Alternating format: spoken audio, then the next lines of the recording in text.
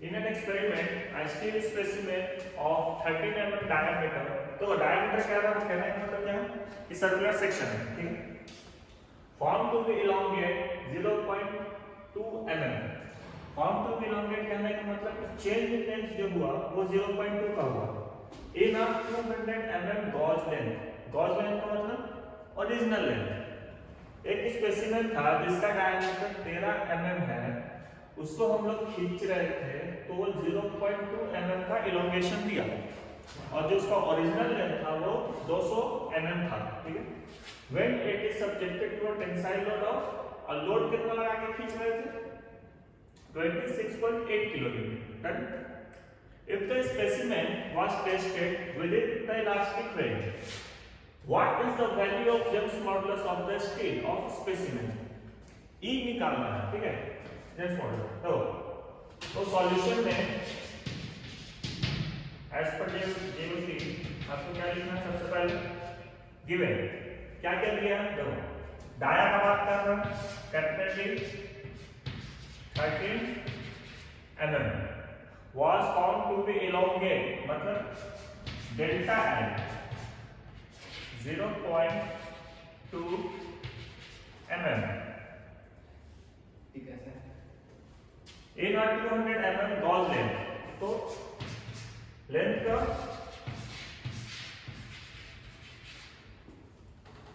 Clear है।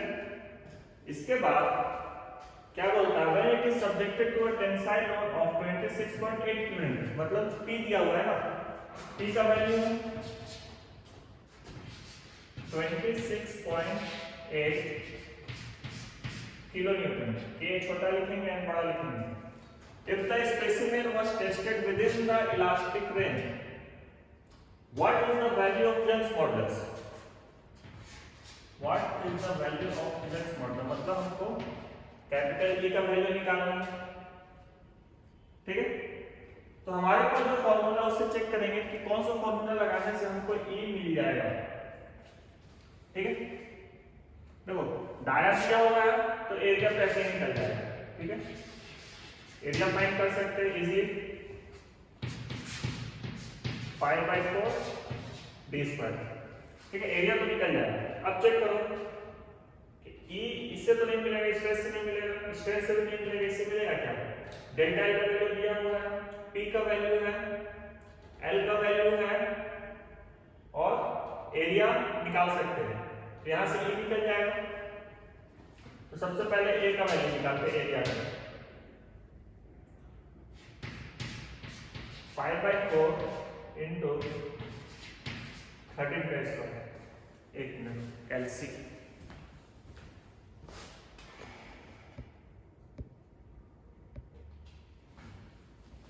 ठीक, इसको सॉल्व करेंगे, ये आएगा 132.73 और यूनिट होगा mm²।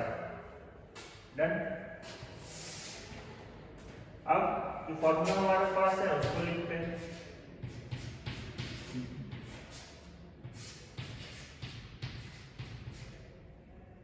Delta equals to PL/AE। हमको E निकालना है, बाकी सारा चीज तो मेरे पास ऑलरेडी है, तो हम यहीं पे फॉर्मूला को चेंज कर लेते हैं, E को इधर ले आते हैं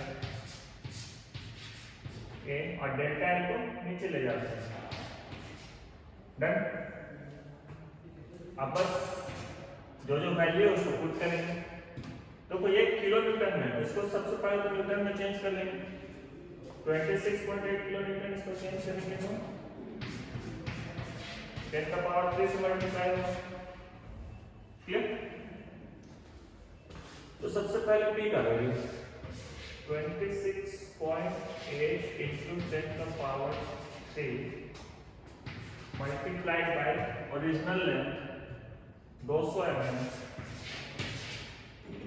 divided by area 132.73 multiplied by change in length, तो 0.2। इसको सॉल्व करेंगे, कैलसी से चेक कर रहा हूं, ये आएगा 201.9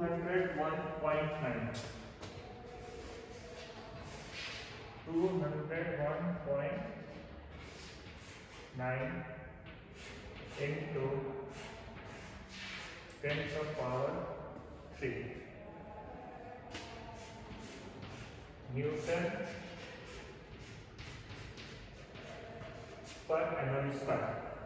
ठीक है, अब इसको चाहोगे न्यूटन पर एमएम स्क्वायर को किलो न्यूटन पर एमएम स्क्वायर में चेंज करना, तो देखो जब किलो न्यूटन को न्यूटन में चेंज किए थे तो 1000 से मल्टीप्लाई किए थे। अब न्यूटन को अगर किलो न्यूटन में चेंज करते हैं तो 1000 से डिवाइड कर देंगे, डेल्टा है। आप चाहो तो आंसर को यहाँ पे भी जोड़ सकते हो, कोई दिक्कत नहीं है, या फिर इसको 201.9 किलो न्यूटन पर एमएम स्क्वायर भी लिख सकते हैं। आंसर कहीं पे भी छोड़िए, कोई दिक्कत नहीं। क्लियर? नेक्स्ट क्वेश्चन स्टार्ट करते हैं। देखो क्वेश्चन क्या बोलता है, एक हॉलो स्टील ट्यूब है जो कि 3.5 मीटर लॉन्ग है। ठीक है, लेंथ दिया हुआ है 3.5 मीटर। आगे क्या बोलता है, has an external diameter 120 mm। मतलब देखो डायग्राम से समझते हैं, एक हॉलो स्टील ट्यूब मतलब पाइप है जो अंदर से खोखला है। ठीक है,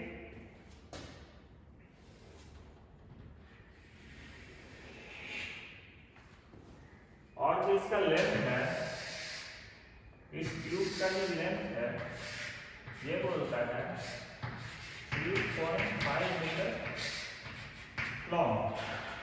ठीक, और जो एक्सटर्नल डायमीटर मतलब ऊपरी वाला हिस्सा का जो डायमीटर है ये है आपका 120 mm। क्लियर?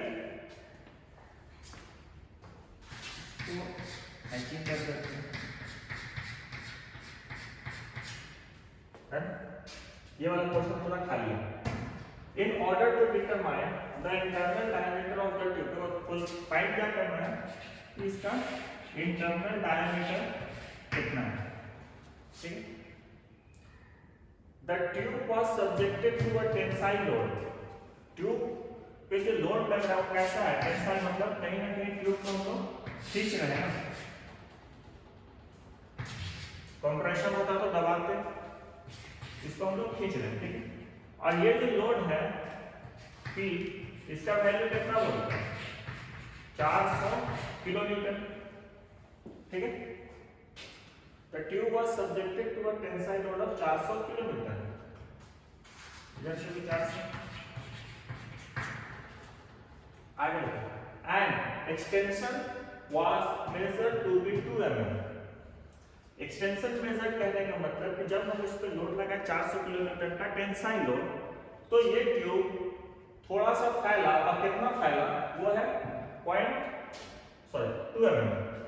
मतलब डेल्टा एल का value 2 mm। Clear? A the modulus of elasticity for the tube material. Modulus of elasticity कहने का मतलब कैपिटल ई ना, for the tube material is 200 GPa gigapascal। देखो GPa है तो ये into 10 का पावर 3 से मल्टीप्लाई होगा और लिखाएगा न्यूटन पर एमएम स्क्वायर, है ना। आगे आते हैं, determine the internal dia of the tube. इस ट्यूब का इंटरनल डायमीटर आप लोग फाइंड कीजिए। तो देखो सॉल्यूशन क्या है, सॉल्यूशन बनाने का तरीका कॉपी में सबसे पहले जो गिवन दिया हुआ है सबको सिंपल उतार देंगे। A hollow steel tube 3.5 metre long, मतलब कैपिटल एल का वैल्यू ना 3.5 metre. Next, has an external diameter, मतलब कैपिटल डी 120 mm। दो यूनिट आया मीटर और mm, या तो इसको हम mm में चेंज करेंगे या तो इसको मीटर में चेंज करेंगे, यूनिट एक ही रखेंगे। ठीक है, In order to determine the internal diameter, the tube was subject to a tensile load of 400 kilonewton. मतलब P का वैल्यू 400 किलोमीटर का K छोटा n कैपिटल, ठीक है, ये हो गया. And extension was measured to be 2 mm. मतलब डेल्टा L का वैल्यू है 2 mm. If the modulus of elasticity for the tube material E का वैल्यू 200 gigapascal, determine the internal diameter.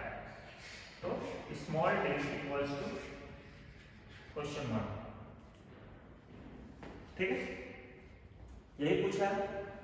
Given लिखेंगे, डायग्राम बनाएंगे, इतना बनाओगे तो 7 नंबर का अगर क्वेश्चन है तो 2 नंबर तो मिल जाएगा, और फॉर्मूला लिख देने पे 2 नंबर मिल जाएगा, ठीक है. Given, diagram, formula.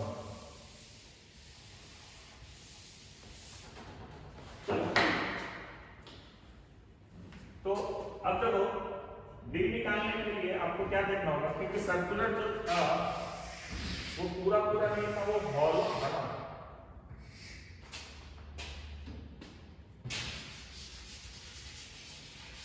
सिर्फ ये पोर्शन का कुछ भी निकालने के लिए इसका एरिया चाहिए, तो एरिया तो सिर्फ ये वाला पोर्शन है जो शेडेड है, क्योंकि हॉलो है, बीच में तो खोखला है. क्रॉस सेक्शनल एरिया तो सिर्फ इतना सा.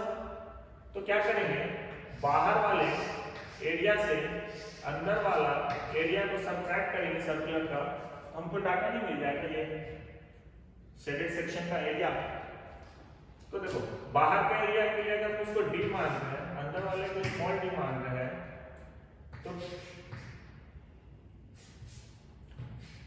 क्रॉस सेक्शनल एरिया क्या होगा, बाहर सर्कुलर के लिए area pi by 4 capital D square minus अंदर वाले सर्कुलर पर पाई by 4 small D square.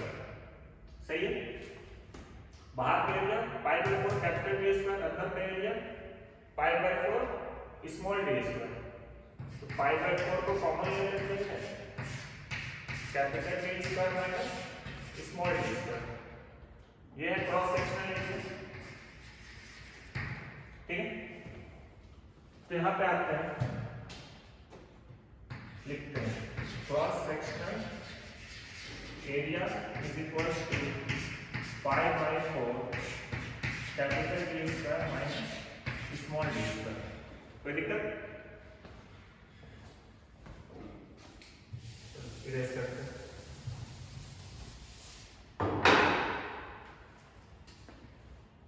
Area निकाल लीजिए, अगर वैल्यू पुट करना है तो वैल्यू पुट कर सकते हैं.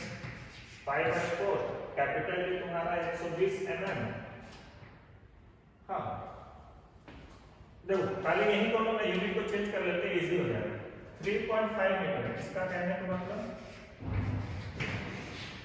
3500 mm, ठीक है. 1000 से मल्टीप्लाई होता है, ये mm में हो गया, ये mm में हो गया, ये किलो न्यूटन है, इसको न्यूटन में चेंज कर लेते हैं. 400 into 10 का पावर 3 न्यूटन चेंज हो गया. ये भी mm में है तो ये गीगा पास्कल है, इसको भी चेंज करेंगे. 200 into 10 का पावर 3 न्यूटन पर mm स्क्वायर. सही है.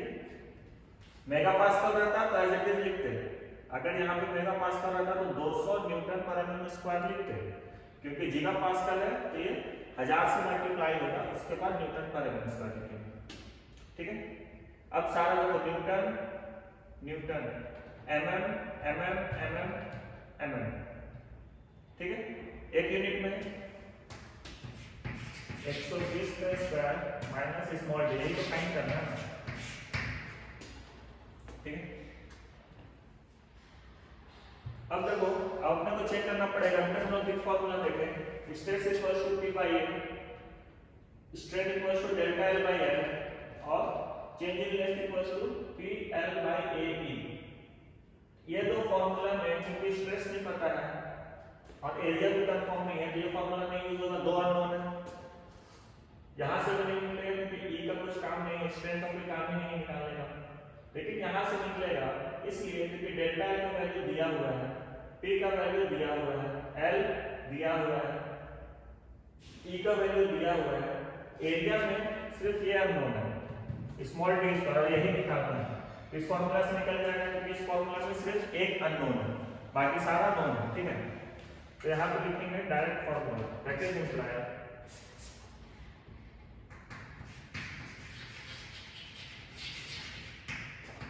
फॉर्मूला यूज, दूसरे फॉर्मूला लिख के लिखते हैं delta L equals to P into L by A into E, ठीक है।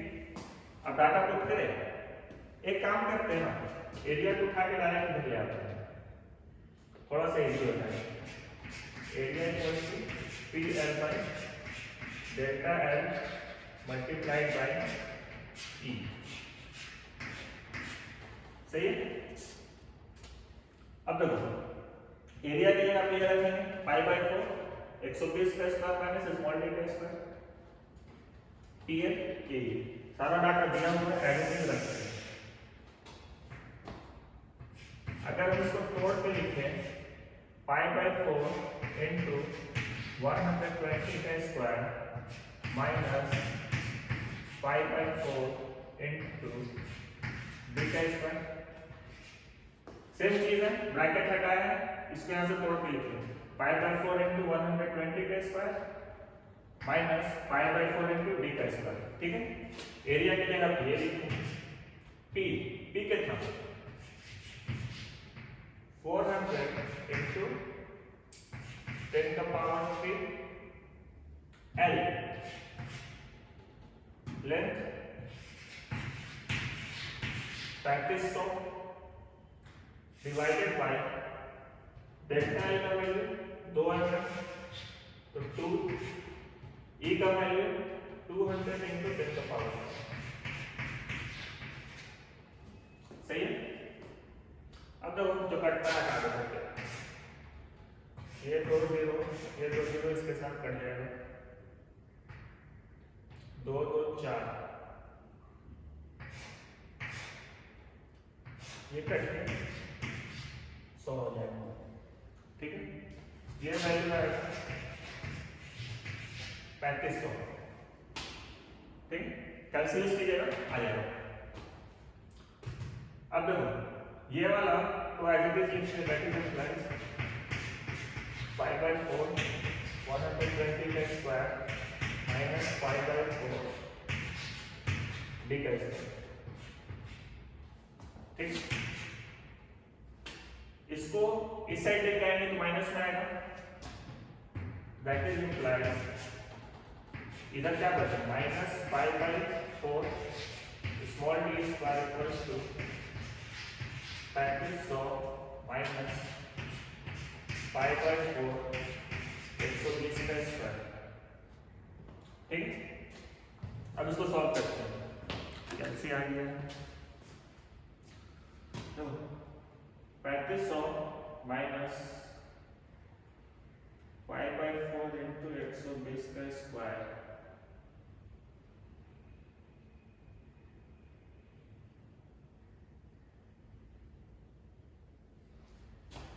ये आपका वैल्यू आएगा माइनस में 7809.733।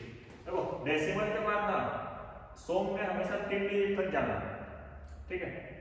ये नहीं कि 73 लिख के छोड़ दिया, 3 डिजिट तक इसलिए जाना क्योंकि आपको कभी भी न्यूटन से किलोन्यूटन, किलोन्यूटन से न्यूटन में चेंज करना पड़ जाता है। जैसे यहाँ पे चेंज करते हैं तो 1000 से मल्टीप्लाई करते हैं, ठीक। तो यहाँ पे 3 डिजिट है ना, 1000 3 जीरो है, इसलिए कभी भी चेंज करोगे ना 3 डिजिट तक रखना, ठीक। ये आ गया माइनस पाई बाई 4 डी का स्क्वायर, देखो इधर भी माइनस इधर भी माइनस कट जाएगा, तो सिर्फ यहाँ पे बचेगा डी स्क्वायर 780,9.733। तो क्या 4 डिवाइड में था, यहाँ मल्टीप्लाई में जाएगा, यहाँ पाई मल्टीप्लाई में था, इधर डिवाइड में जाएगा, और यहाँ से अगर स्क्वायर को हटाएंगे तो इधर अंडर रूट आएगा। कोई दिक्कत? देख लो 780,9.733 multiplied by 4 divided by pi. तो ये आपका d का वैल्यू आएगा 99.71 और यूनिट रहेगा mm।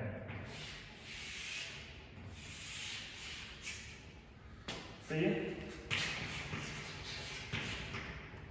आंसर। देखो इतना सॉल्व करने का जरूरत नहीं पड़ता, डायरेक्ट कैलसी से भी निकाल सकते हैं, कोई दिक्कत नहीं है, ठीक है। अब डायरेक्ट यहाँ पे कैलसी यूज करो, डायरेक्ट डाटा लिखो, कोई दिक्कत नहीं है, नंबर नहीं कटता, क्योंकि सिंपल सिंपल था इसलिए काट दिए, देखने में काफी अच्छा दिखता है कि हाँ बच्चा मेहनत किया है, ठीक है। और फिर कर रहे हैं, समझ में आया? चलो नेक्स्ट क्वेश्चन देखते हैं। देखो ये क्वेश्चन थोड़ा इंपॉर्टेंट क्वेश्चन है, ठीक है, ध्यान देना, इस टाइप का क्वेश्चन आता है, ठीक है, ये इंपॉर्टेंट क्वेश्चन है। क्वेश्चन कहता है 2 wire, one of steel and other of copper, दो तार है, एक स्टील का है एक कॉपर का है, आर ऑफ सेम लेंथ, जिसका लेंथ सेम है, are subjected to same tension. कहने का मतलब कि जो लोड लग रहा है टेंसाइल लोड, वो दोनों तार में सेम लोड लग रहा है, ठीक है। If the diameter of the copper wire is 2 mm, copper wire का डायमीटर अगर 2 mm है, मतलब वायर कैसा है, circular. Find the diameter of the steel wire, ठीक है। Again diameter of steel wire कहने का मतलब स्टील का भी सेक्शन कैसा है, circular. If they are elongated the same amount, they are elongated by the same amount, कहने का मतलब कि डेल्टा एल का जो वैल्यू होगा, चेंज इन लेंथ जो होगा दोनों में, वो भी सेम है। Take E for steel, E for steel, Young's modulus for steel as 200 gigapascal and for copper is 100 gigapascal. Young's modulus for steel 200 GPa है, फॉर कॉपर 100 जीपीए है, ठीक है। तो जो पहले दिया होगा उसको लिखते हैं, फिर समझते हैं। देखो सबसे पहला काम ये वाला लिखना, पहला लाइन बोलता है 2 wire, one of steel other of copper, are of same length, दोनों का लेंथ सेम है, मतलब कहने का है कि लेंथ जो है स्टील वायर का LS is equals to original length of copper wire LC। कोई दिक्कत? Length of steel is equal to length of copper, यही दिया है। Are subjected to same tension, load की बात कर रहा है, जो स्टील पे लग रहा है वही कॉपर पे लग रहा है, ठीक है। If the dia of the copper wire is 2 mm, अगर डाया ऑफ कॉपर वायर ऐसे लिखो, या फिर D of copper wire is equal to 2 mm, चलो ऐसे लिखो, ठीक है। Find the dia of the steel wire, dia of steel wire अपने को फाइंड करना है। If they are elongated by the same amount, they are elongated मतलब दोनों का जो चेंज इन लेंथ है वो सेम है। Change in length of steel is equal to change in length of copper, delta L of steel is equal to delta L of copper, clear. Take E for the steel, E for the steel is 200 GPa and E for copper is 100 GPa, यही दिया है ना। पहले इसको हम Newton में change कर लेते हैं, ठीक है। जीपीए दिया है तो 200 into 10 का पावर 3 न्यूटन पर mm square. Same this 100 into 10 का पावर 3 न्यूटन पर mm स्क्वायर। डन। अब तो इस तरह का क्वेश्चन को सॉल्व कैसे करेंगे, क्योंकि दो मटेरियल है तो दोनों मटेरियल को इक्वेट करेंगे। अगर हम इसको लिख रहे हैं डेल्टा एल वाला वैल्यू को, तो दोनों के लिए लिखेंगे तो सॉल्यूशन में आएगा, ठीक है। Delta L of steel is equal to delta L of copper, ये गिवन है ना, ठीक है। Delta L change in length of steel is equal to change in length of copper, ठीक है। तो अब यहां पर फॉर्मूला बैठाते हैं। डेल्टा एल का वैल्यू क्या है, पी एल बाई ए ई, यही है ना। तो क्योंकि स्टील का बात हो रहा है तो pressure P on steel multiplied by original length of the steel divided by area of steel into Young's modulus of for steel, ठीक। मॉडुलस ऑफ प्लास्टिसिटी का value is equals to, copper का बात कर रहे हैं,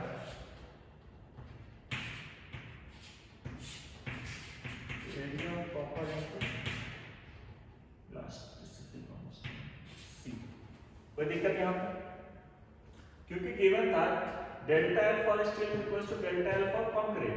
तो डेल्टा एल फॉर स्टील क्या, P L by A E, जो स्टील के लिए वही यहां लिखे, और जो कॉपर के लिए यहां पे लिखे P L by A, copper में जो फोर्स अप्लाई हो रहा है वो tensile load, original length, cross sectional area और ई का वैल्यू दिया हुआ है, ठीक है।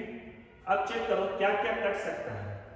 क्या हम पीएस की जगह पीसी लिख सकते हैं क्या, क्योंकि क्वेश्चन में दिया हुआ है two wire are subjected to same tension, load same है ना, तो ये और ये कटेगा, बगल में कैसे लिखते हैं, सिंस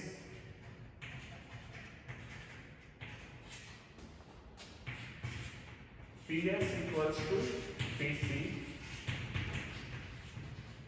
given है, also LS equals to LC भी तो given है ना, length of steel is equals to length of copper है ना, two wire one of steel and other of copper are of same length क्या है ना, तो दोनों का जो ओरिजिनल लेंथ वो भी सेम है,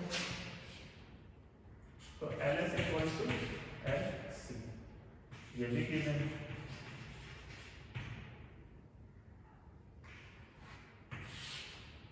और कुछ गिवन है क्या जो सेम है, और कुछ सेम है, यही दो कंडीशन था जो सेम था, तो जो बचा उसको लिखते हैं। देखो ये वाला इधर जाएगा, ये वाला इधर आएगा, ठीक है ना, तो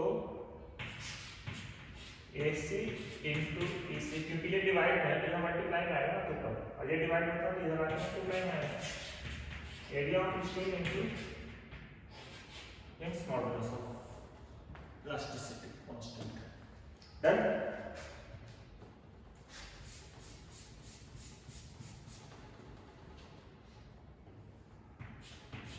अब area of copper, copper wire का एरिया क्या, क्योंकि कॉपर का डायमीटर दिया हुआ है 2 mm, तो पाई by 4 into diameter of copper कितना,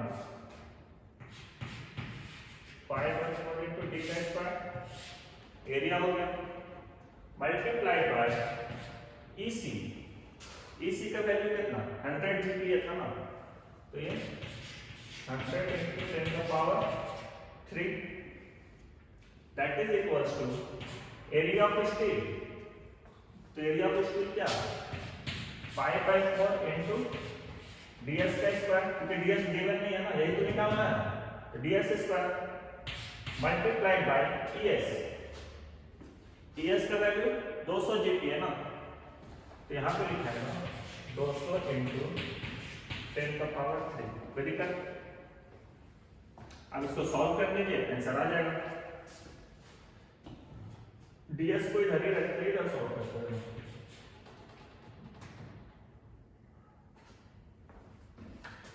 कैलसी यूज करेंगे, पाई बाय 4 मल्टीप्लाइड बाय 2 का स्क्वायर मल्टीप्लाइड बाय 100 इंटू 10 का पावर 3। ये जो वैल्यू आएगा ये तो डायरेक्ट कट रहा है। देखो इधर भी पाई है इधर भी पाई है, तो मल्टीप्लाई करने की कोई जरूरत है नहीं। चेक करना, 2 का स्क्वायर 4 होता है, 4 काट दिए, 100 इंटू 10 का पावर 3 मतलब 100 और 10 का पावर 3 ऐसे ही लिख देते हैं। और जो पाई बचा है वो पाई कर से रहेंगे, दैट इज इक्वल्स टू, ये कटेगा 4 50 5 for 20 और 0 50, ठीक है। पाई इंटू 10 का पावर 3 50 इंटू 10 का 3 50 इंटू 10 का power 3 multiplied by pi multiplied by ds का स्क्वायर, जो था ऐसा ही करो। 50 इंटू 10 का पावर 3 तो यहाँ लिख दिए pi ds square as it is है। इस पूरे को लेके नीचे आ जाता है, तो 100 इंटू 10 का power 3 multiplied by pi divided by 50 into 10 का power 3 multiplied by pi, that is equal to ds का स्क्वायर। यहाँ से पाई कर दिया, यहाँ से ये कर दिया, 50 100 में से 2 आएगा, ठीक है। आगे आपने क्या बचा, 2 बचा ना, 2 इक्वल्स टू ds का स्क्वायर, तो ds equals to under root 2 होगा, इसका वैल्यू कितना होता है, under root 2 1.414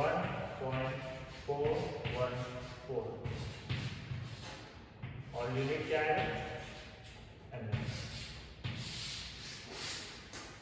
clear. As it is ये क्या है, काटे 2 बचा, इधर ds स्क्वायर था, ds under root 2 1.414 under root 2 का वैल्यू है। यूनिट हमेशा लिखेंगे, इसका नंबर कटता है हमेशा ध्यान देना, सही है। चलो नेक्स्ट क्वेश्चन देखें।